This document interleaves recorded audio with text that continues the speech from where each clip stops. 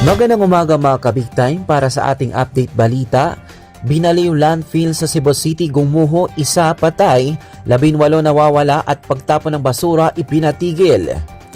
Malungkot na inanunsyo ni Cebu City Mayor Nestor Archival ang isang trahedya sa binaliw landfill matapos itong gumuho dahil sa napakaraming basurang naipon sa lugar pasado alas 4 ng hapon araw ng Huwebes, January 8, 2026.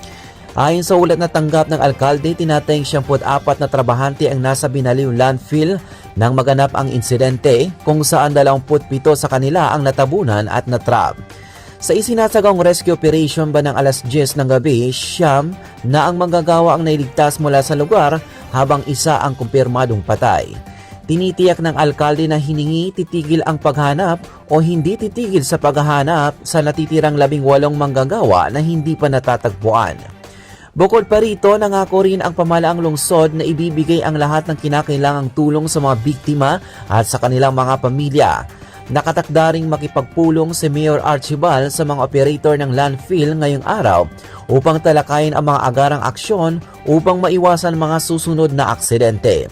Samantala, pansamantala namang itinigil ang lahat ng aktibidad sa pagtatapon ng basura sa nasabing landfill bilang tugon sa landslide.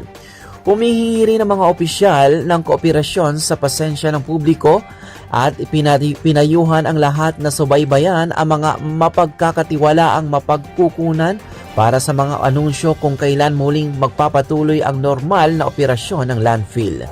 Ang binaliw landfill ang pangunahing dome site sa Cebu City na matagal nang pinupuna dahil sa mga isyo sa kaligtasan at polusyon.